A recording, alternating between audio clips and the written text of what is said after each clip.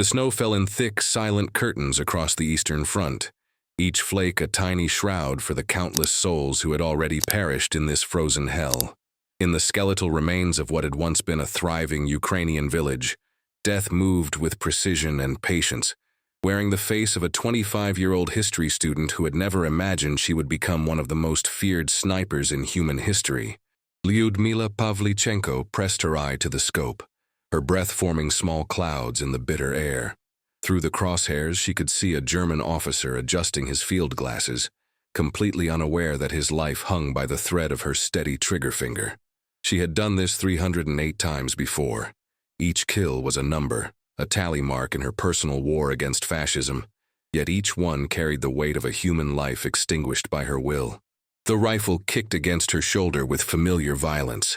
The officer crumpled, and somewhere in the distance his comrades would soon discover that Lady Death had claimed another victim. Lyudmila didn't feel triumph anymore, hadn't for months. She felt only the cold satisfaction of duty fulfilled, and the hollow ache of survival in a world where survival meant becoming something she had never wanted to be. If you had told the young woman studying history at Kiev University just 2 years earlier that she would become the Soviet Union's most celebrated female sniper, she would have laughed. History was her passion, not making it. She had dreamed of dusty archives and ancient texts, of unraveling the mysteries of the past from the safety of academia. Instead, she found herself writing history in blood across the frozen battlefields of her homeland. The transformation had been brutal and swift. When the Germans invaded, Lyudmila had joined the Red Army as a nurse, but her exceptional marksmanship skills, honed during university shooting clubs, had quickly caught the attention of her commanders. They needed snipers, and she had the steady hands and keen eye that could mean the difference between victory and defeat. What they couldn't prepare her for was the psychological toll of looking into the faces of her enemies through a scope before ending their lives. Her first kill haunted her still. A young German soldier, barely older than herself, had been writing a letter home when her bullet found him. She had watched him fall, watched the letter flutter away in the wind like a dying bird, and realized that somewhere in Germany, a mother would never receive those final words from her son. That night, Lyudmila had wept until her tears froze on her cheeks. By her 50th kill, she had stopped crying. By her 100th, she had stopped feeling much of anything at all. The other snipers in her unit understood this transformation. They had all traveled the same dark path from humanity to necessity, from individuals to instruments of war. There was Klavdia Kalugina, a former teacher who spoke in whispers now, as if afraid her voice might give away their positions even in the safety of their bunkers. There was Nina Lobkovskaya, who had been a seamstress before the war, and now stitched death into the fabric of the German advance with methodical precision. They rarely spoke of their kills anymore, these women who had become legends in their own time.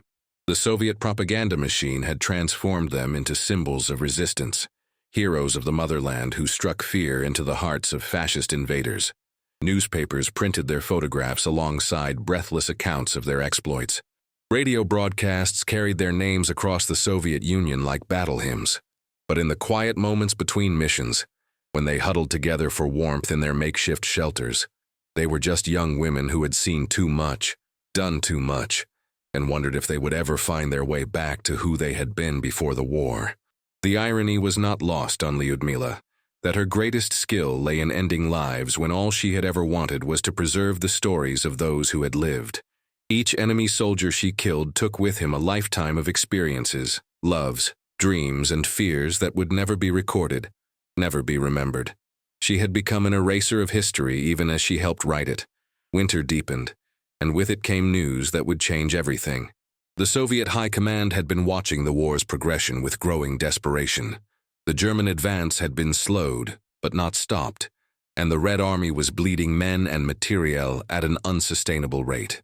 Stalin himself had been pressuring Churchill and Roosevelt to open a second front in Western Europe, but the Western Allies remained cautious, unwilling to commit to what they saw as a premature invasion. It was in this context that someone in Moscow had a brilliant idea. If the Allies wouldn't listen to politicians and generals, perhaps they would listen to heroes. And what could be more compelling than the authentic voice of someone who had faced the fascist war machine and emerged victorious? The decision was made to send Lyudmila Pavlichenko to America, not as a soldier, but as a living symbol of Soviet resistance and a powerful advocate for the second front that could save her homeland. The orders came down through the chain of command like a thunderbolt. Lyudmila was to be withdrawn from active duty immediately and prepared for a diplomatic mission to the United States. She would be accompanied by a small delegation of other notable Soviet women, including Nina Lobkovskaya and a translator named Yelena Trofimova, who had studied English literature before the war and possessed the linguistic skills necessary to navigate the complexities of American media and politics. When Lyudmila first heard about the mission, she felt a mixture of relief and terror that surprised her with its intensity. Relief because it meant escape from the daily horror of the front lines, from the constant threat of death that had become as familiar as breathing. Terror because it meant leaving behind the only world she understood anymore, the brutal but simple reality of kill or be killed, for something far more complex and unpredictable. The preparation for the journey was surreal. After months of living in muddy trenches and bombed-out buildings, Lyudmila found herself in Moscow, being fitted for new uniforms and briefed on American customs by officials who had never fired a shot in anger. They told her what to say and what not to say, how to present herself as both a fierce warrior and an acceptable lady, how to balance the need for authenticity with the demands of diplomacy. But Lyudmila had spent too long looking death in the face to be intimidated by bureaucrats and protocol officers. She listened to their instructions with the same patience she had once used to wait for the perfect shot, knowing that when the moment came, she would trust her instincts over their carefully crafted talking points. The truth of what was happening on the Eastern Front was too important to be diluted by diplomatic niceties. The journey to America was unlike anything she had ever experienced. After years of constant danger, the relative safety of travel felt almost dreamlike.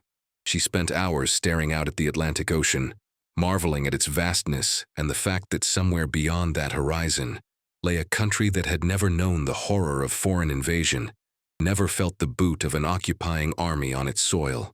Nina and Yelena were equally overwhelmed by the transition. They had all grown accustomed to the hypervigilance of combat, the constant awareness of potential threats, the need to be ready to fight or flee at a moment's notice. Now they found themselves in a world where the greatest danger was seasickness, and the most pressing concern was whether their uniforms would make the right impression on American audiences. During the long voyage, they talked about what they expected to find in America. Their knowledge was limited and heavily filtered through Soviet propaganda, which painted the United States as a land of stark contrasts between obscene wealth and grinding poverty, where capitalist exploitation had created a society of haves and have-nots. They expected to see breadlines and unemployment, the same economic desperation that had plagued much of the world during the Depression. What they didn't expect was the sheer abundance that greeted them when they finally arrived in New York City. The harbor was filled with ships, the skyline bristled with buildings that seemed to scrape the very heavens, and everywhere they looked, there were signs of a society that had not only avoided the devastation of war, but was actually thriving because of it. American factories were running at full capacity, producing the weapons and supplies that were keeping the Allied cause alive, and the prosperity generated by this wartime economy was visible in every shop window and street corner. Lyudmila's first glimpse of Manhattan was a sensory assault that left her reeling. After years of seeing nothing but destruction and death, the sight of intact buildings, bustling crowds, and bright lights was almost too much to process. She had grown so accustomed to the gray palette of war that the colors of peacetime America seemed unnaturally vivid, like a fever dream of what the world might look like if the madness ever ended. The American officials who met them at the dock were a study in contrast to their Soviet counterparts. Where Soviet bureaucrats were stern and serious, focused entirely on the political implications of every word and gesture, the Americans seemed almost casual in their approach to diplomacy. They smiled constantly, shook hands with enthusiasm, and spoke in the kind of optimistic platitudes that would have been considered dangerously naive on the Eastern Front. The media attention was immediate and overwhelming. Photographers swarmed around them like hungry wolves, their flashbulbs creating a strobe effect that reminded Lyudmila uncomfortably of artillery fire. Reporters shouted questions in English that Yelena struggled to translate quickly enough, and everywhere they went, curious crowds gathered to catch a glimpse of the famous Soviet snipers who had come to America. The questions from the press revealed a fundamental disconnect between American perceptions and Soviet reality. Male reporters seemed particularly fascinated by the incongruity of beautiful young women, who were also deadly killers, asking inappropriate questions about their appearance, their romantic lives, and whether they wore makeup while sniping. Lyudmila's responses were characteristically direct and cutting, delivered with the same precision she had once reserved for enemy targets. When one reporter asked if she didn't think her uniform made her look unfeminine, Lyudmila fixed him with the same stare she had used to intimidate German officers through her scope. "I am 25 years old," she said through Yelena's translation, "and I have killed 309 fascist invaders. Don't you think, gentlemen, that you have been hiding behind my back for too long?" The room fell silent, and several of the male reporters shifted uncomfortably in their seats. It was during one of these early press conferences that Lyudmila first met Eleanor Roosevelt, and the encounter would prove to be the turning point of her entire American experience. The First Lady had been following the Soviet delegation's visit with great interest, recognizing both the political opportunity it represented and the personal courage it embodied. When she entered the room where Lyudmila was holding court with the press, there was an immediate shift in the atmosphere. Eleanor Roosevelt was unlike any woman Lyudmila had ever encountered. She possessed a quiet authority that commanded respect without demanding it, a combination of grace and steel that reminded Lyudmila of the best officers she had served under during the war. More importantly, she seemed genuinely interested in hearing about the reality of the Eastern Front, not just the sanitized version that could be used for propaganda purposes. Their first conversation lasted for hours, conducted through Yelena's careful translation, but somehow transcending the barriers of language and culture. Eleanor asked detailed questions about the conditions on the front lines, the challenges faced by Soviet women in combat roles, and the personal cost of the war on those who fought it. She listened with the kind of focused attention that Lyudmila had learned to associate with life-or-death situations, and her responses revealed a depth of understanding that surprised the young sniper. "You carry a terrible burden," Eleanor said at one point, her words carefully translated by Yelena. "Not just the weight of what you have done, but the responsibility of speaking for those who cannot speak for themselves. The dead on both sides, the civilians caught in the crossfire, the soldiers who will never come home. That is not a burden that should fall on someone so young, but it has, and you have carried it with remarkable courage." For the first time since leaving the Soviet Union, Lyudmila felt truly understood. Eleanor Roosevelt grasped something that the American officials and reporters had missed entirely, that she was not just a propaganda tool or a curiosity to be gawked at, but a human being who had been fundamentally changed by her experiences and was struggling to find meaning in that transformation. Under Eleanor's guidance, Lyudmila began to find her voice as a speaker and advocate. The First Lady helped her understand that American audiences needed to hear not just the statistics of war, but the human stories behind them. They needed to understand that every day the Second Front was delayed, more Soviet soldiers like herself were dying to hold the line against fascism. The transformation in Lyudmila's public appearances was remarkable. Where she had initially been stiff and formal, sticking closely to the talking points provided by her Soviet handlers, she now spoke with passion and authenticity about the reality of the war. Her speeches became more personal, more emotional, and infinitely more powerful. At a rally in Chicago, speaking to a crowd of thousands, Lyudmila abandoned her prepared remarks entirely and spoke from the heart. "I have seen what fascism does to the innocent," she said, her words carrying clearly across the packed auditorium. "I have seen children starving in the ruins of their homes, women weeping over the bodies of their husbands and sons, entire villages reduced to ash and memory. Every day that passes without a second front is another day that Hitler's war machine grows stronger, another day that more of my people die." The crowd's response was electric. These Americans, who had been following the war from a safe distance, suddenly found themselves confronted with its human reality through the words of someone who had lived it. Women in the audience wept openly. Men stood and applauded until their hands were raw, and by the end of her speech, the entire auditorium was on its feet, chanting for the second front that Lyudmila had come so far to advocate. But it wasn't just the public appearances that affected Lyudmila during her time in America. It was the small, everyday encounters with ordinary Americans that began to challenge her preconceptions about capitalist society. She met factory workers who took pride in their work producing weapons for the Allied cause, farmers who spoke passionately about feeding the world, and mothers who worried about their sons fighting in distant theaters, but still supported the war effort with unwavering determination. The abundance of American society was both inspiring and troubling. In a country that had never known siege or starvation, food was plentiful enough that restaurants threw away more in a single day than many Soviet families saw in a month. Department stores were filled with consumer goods that seemed almost frivolous compared to the desperate shortages on the Eastern Front. Yet this prosperity was not just the result of capitalist exploitation, as she had been taught to believe, but also the product of a society that had found ways to harness individual initiative for collective benefit. The contradictions were everywhere. Americans complained about rationing that would have seemed like luxury to Soviet citizens. They worried about shortages that were barely noticeable compared to the deprivation Lyudmila had witnessed in besieged cities. Yet they also demonstrated a generosity and openness that surprised her, welcoming her not as an enemy or a threat, but as an ally and a fellow human being. One evening, while staying with an American family in Detroit, Lyudmila found herself helping the mother of the household prepare dinner. It was a simple domestic scene, but one that felt almost surreal after years of eating cold rations in muddy trenches. As they worked together, the woman asked about Lyudmila's family, her life before the war, her hopes for the future. The questions were personal but not intrusive, asked with genuine curiosity and concern. "Do you ever think about what you'll do when the war is over?" the woman asked, her hands busy with vegetables that would have been impossible to find in wartime Soviet Union. Lyudmila paused in her work, considering the question. It was something she had deliberately avoided thinking about, focusing instead on the immediate demands of survival and duty.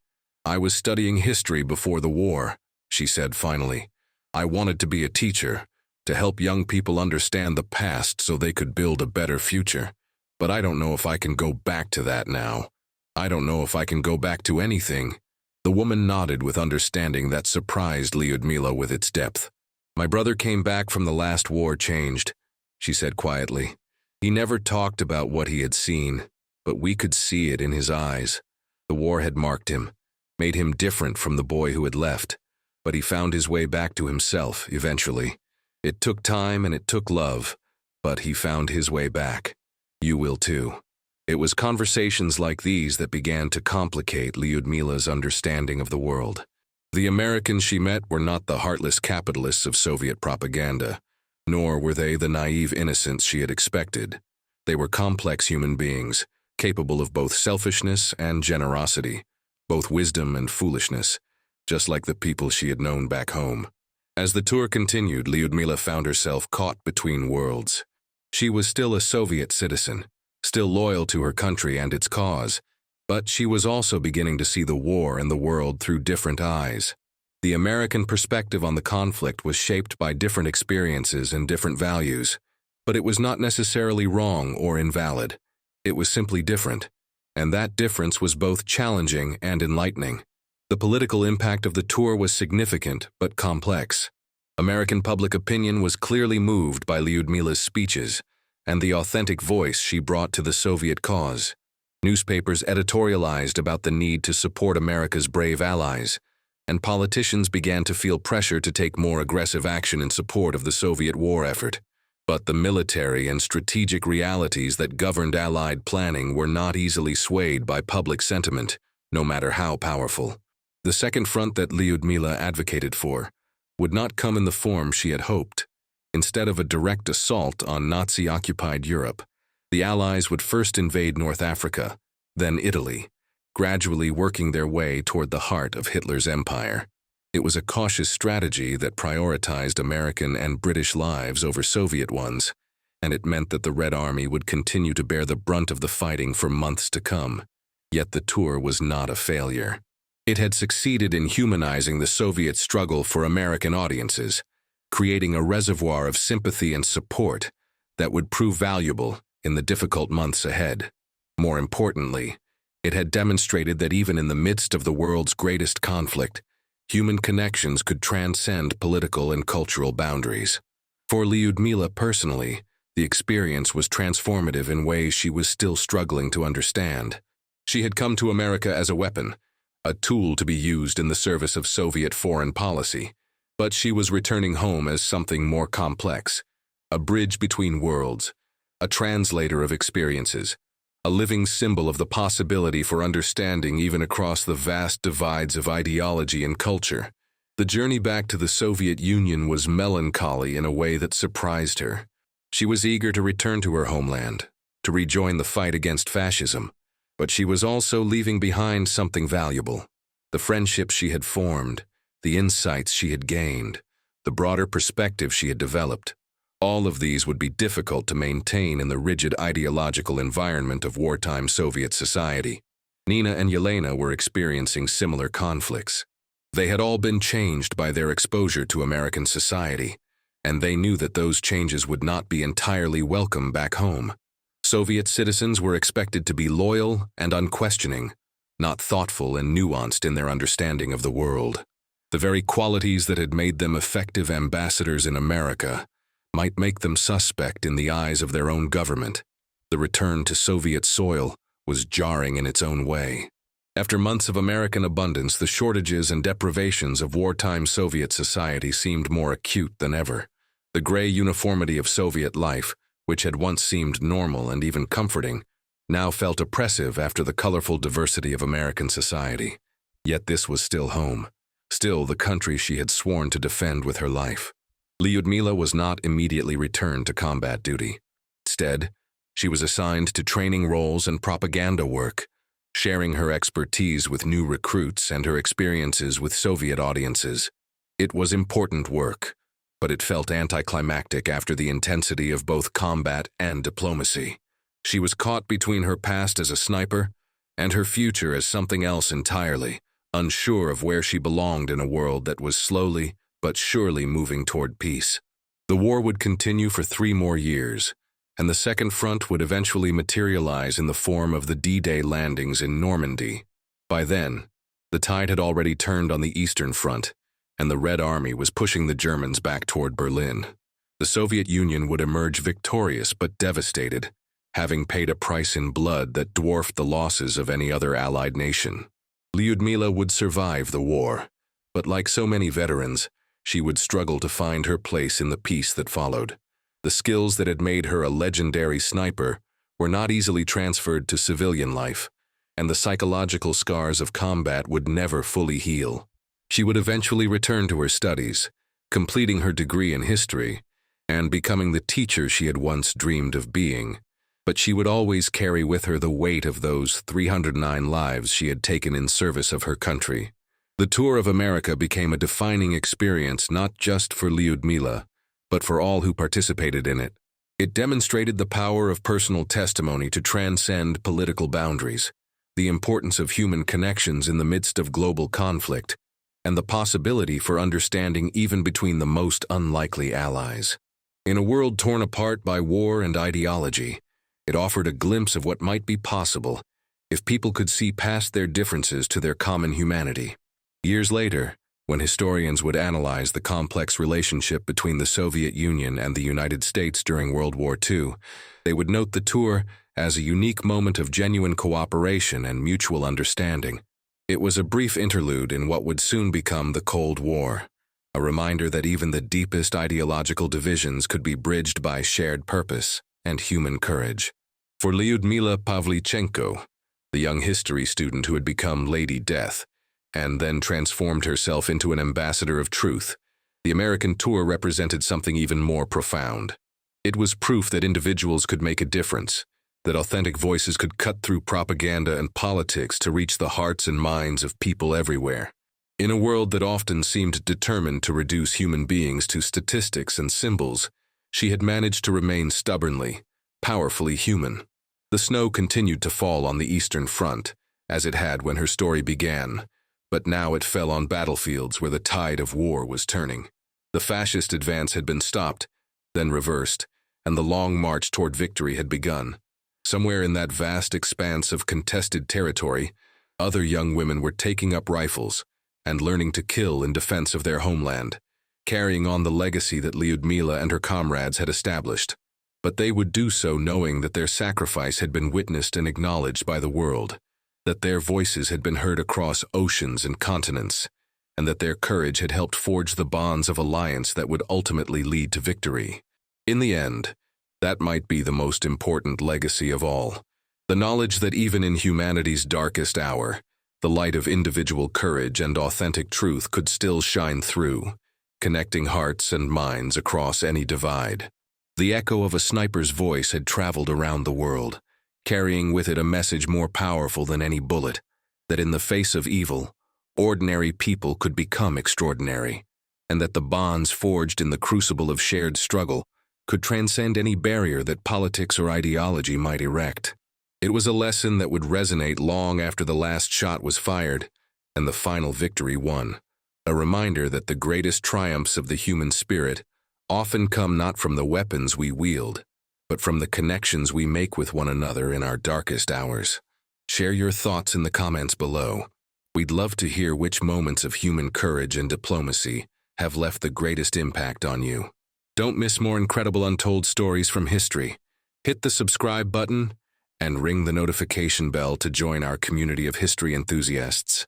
Every week, we uncover the remarkable tales of ordinary people who changed the world in extraordinary ways.